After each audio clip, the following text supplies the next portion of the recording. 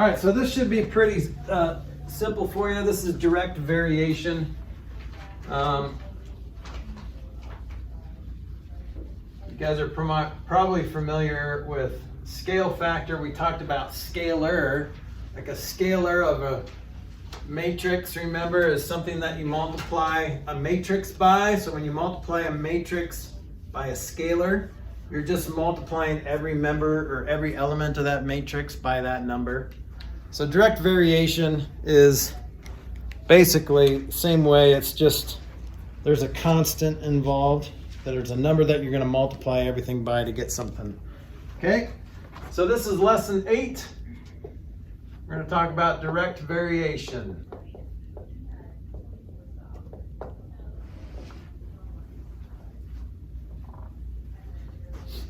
So when you see the statement A varies directly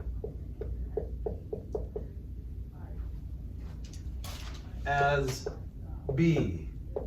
So another word for varies is how it changes. So there's a direct change, and we can tell how much it changes by a constant. Okay, so if I wanted to translate this into math, I would say A equals some constant times B. Okay, so 12 varies directly as 3 in the same way that 20 varies directly as 5, because they're both being multiplied by that, 4? Okay, so another way you would see this is A is directly proportional. That's not a P, that's a D. Proportional to B. All right, both of these are written like that. Directly proportional. So you think about like a model car. Remember, a model car is proportional to the actual car. It's directly proportional because you can multiply every dimension of that model car by a certain number, a scale factor, and it will be the same dimensions as the actual car. So far, so good. We talked about this a little bit in Algebra 1. Okay, so this relationship is called direct variation. Okay, and this guy is basically the scale factor or the constant of variation. I'm going to say scale factor in parentheses, but we're not going to really talk about it too much, but it means the same thing. Okay, here's some things that you've been doing pretty much your whole life, that you've been using this direct variation relationship. The circumference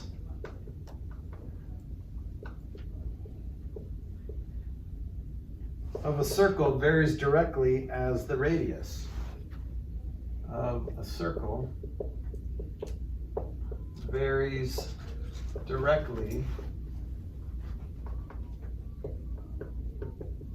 as the radius. So C equals 2 pi r, right? So this guy is your K, is your constant of variation. Constant means that it's constant. It never changes. So the only thing that's the variable here is that r. But when you're finding the circumference, you're always going to multiply your radius times this constant to basically 6.28-ish. Okay? See how that's direct variation? So that relationship, that proportion will always be the same.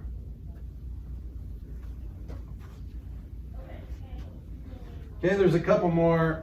Resistance is directly proportional to the length. The water produced varied directly as the amount of hydrogen burned. So you will see these in word problems. All you have to do is get them out of English as fast as you can. Create an equation like that, and then just do what you do best. Do the math. Okay? So let's start with an example. This is what some of your problems will look like in your book. So here's example 1. I'm going to read it to you, and I'm not going to write all the information, but actually I'll write it. The number of seconds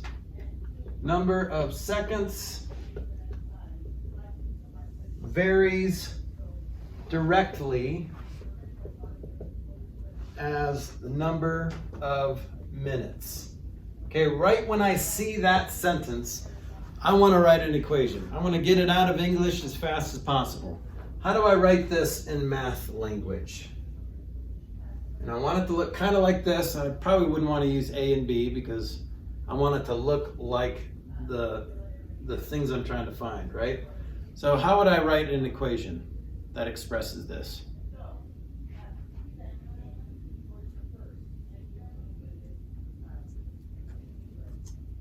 Yeah, Silas.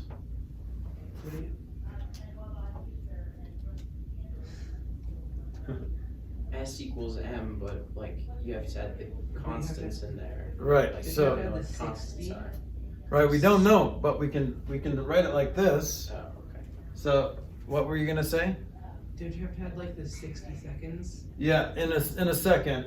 But so we're just gonna say S equals K M. Okay? So you can probably figure out what the K is, right? 60. Yeah, assuming- unless it's a different planet or whatever, but or whatever language you do. But when 120 seconds have passed, so then what it does is it gives you 2 scenarios. Now you guys already know how to basically convert minutes to seconds, but we're just starting with this easy example so you can apply it to more complicated examples. So the next sentence will give you the first scenario. So the scenario 1 says this: 120 seconds have passed, 2 minutes have passed. 2 minutes. Okay? So I'm just going to plug in 120 for seconds, 2 for minutes, and I get 120 equals K times 2. So now you can solve for K, even though you already knew it, I know, but solve for K. So the first scenario is going to allow you to solve for K. So if you can figure out the constant of variation, you can apply it to any scenario. Okay, so divide by 2, so K equals 60. Now we're going to apply that to scenario 2, which says this: if 300 seconds have passed, how many minutes? Okay, well, let's plug in what we know. We know our seconds. Now we know our K, so that's going to go right here. And now we can solve for M. Okay, so divide by 60, M equals 5. Now, obviously, you didn't have to use direct variation to figure this out. You already knew that there's 60 seconds in a minute. So whatever minute however many minutes you have, you just multiply by 60, right? But let's try one that you don't know. We're going to use the same kind of math. And this is you probably remember this in uniform motion, but this is example 2. And here's what the first sentence says: distance traveled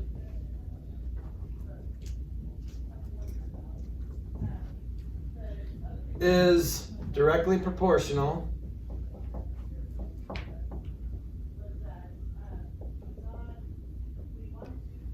to the time spent traveling. So I'm going to stop there at that first sentence, and I'm going to write my direct variation equation. What's it look like?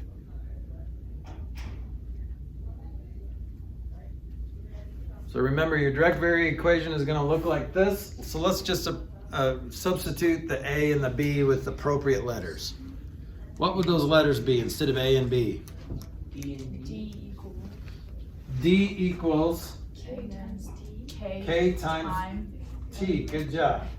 So that's our direct variation equation. So now we're going to go scenario 1 and scenario 2. Remember, scenario 1 is going to allow us to find what K is. So scenario 1 says this. A motorized scooter can travel 10 kilometers in 30 minutes. Okay, this is time, this is distance. So I'm going to plug in my time to T, and I'm going to replace my distance with 10. So 10 equals K times 30. So far, so good? Yeah. Okay, I'm going to solve for K. K is what, 1/3? Right, divide both sides by 30. 10 divided by 30, just reduce the fraction. See what we did? Okay, now I'm gonna apply this to my second scenario. Second scenario says how far it's asking for distance. Can this scooter travel in 45 minutes? So this is 45 minutes. So this 45 goes here. And now this K that we have goes in our K position. So D we don't know, so D equals K, 1/3, times 45. What's 1/3 of 45? 15. 15, so D equals 15.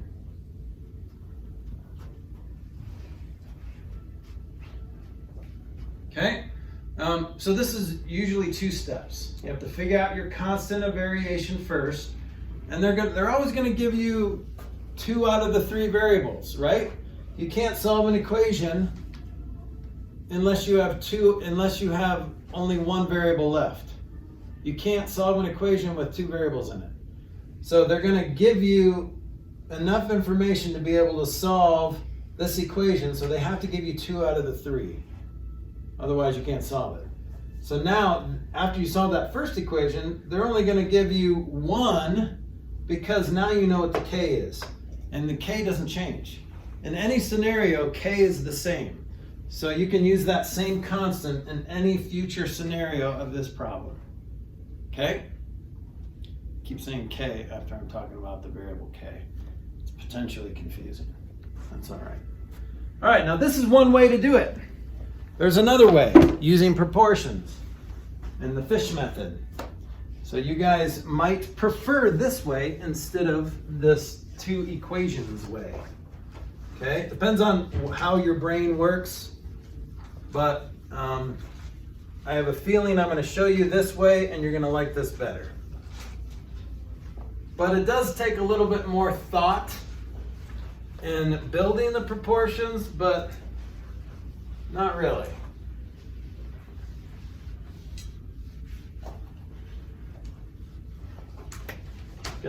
Remember, you can just do a ratio box too.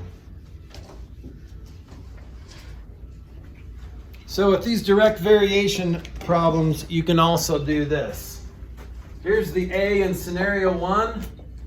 So A is to A2 as B1 is to B2. Okay, so in our last problem, it was 10 kilometers in 30 minutes. So here's B1, remember that would be 10 and 30. So this is what you're trying to find, basically. Okay, so you can set up your problem as a proportion. So let's try an example here. Here's example 3. So cost varies directly as number purchased, obviously. If 12 items can be purchased for $78, how much would 42 items cost? Okay, So this way kind of takes your brain out of it a little bit, and you just have to put them in the right places. So A1, or let's see, instead of A, we'll say C1 and C2, and then number purchased, we could just say N1 and N2, okay? So we just have to fill in the blanks. What's the first cost? It's usually that second sentence, right? If 12 items can be purchased for 78 bucks, that's the cost. So 78, and it was 12 items, so the 12 goes there. How much would 42 items cost? Now where does this go? In C2 or N2? Under the 12, it's the number of items. So 42, so now this is what you're trying to find, is C2. Do you remember how to solve that? Proportion? Fish method, right. So remember the cross products have to be equal. So 12 times something has to be 78 times 42. So if you can figure out what 78 times 42 is, and then you divide by 12, that'll give you C2. So what is that? You guys have it in your calculator? Looks like 273. But that's a real easy calculator problem, that's fine. Now you could have done it the other way and set up an equation, C equals KN. Figure out what K is by solving for that equation, and then plugging it into that same equation with 42 as N, and then you could have done it that way. Whatever works for you, you can try it both ways and see which one is easier for you, doesn't matter. But this is kind of nice because you just set it up, you fish it, and you're done. All right, one more example and then we'll be done. So this is example 3B. So number of railroad ties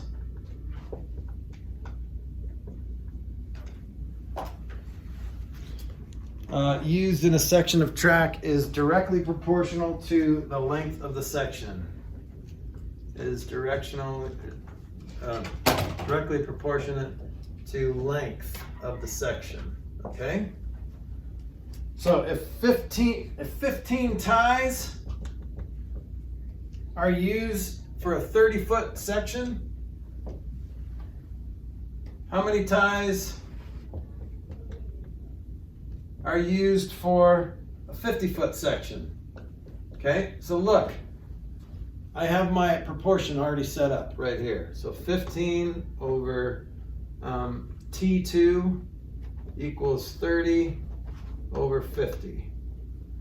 Okay, now you can do the fish method if you want, or you can notice that, hey, this is just double that. So half of that would be 25.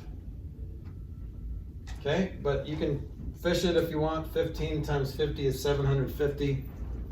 Divided by 30 is 25, I think. Okay. All right, you guys good with directly proportionate or direct variation? That's it. Good job. Flack math, give me some math and I'll give you some flack. Flack math.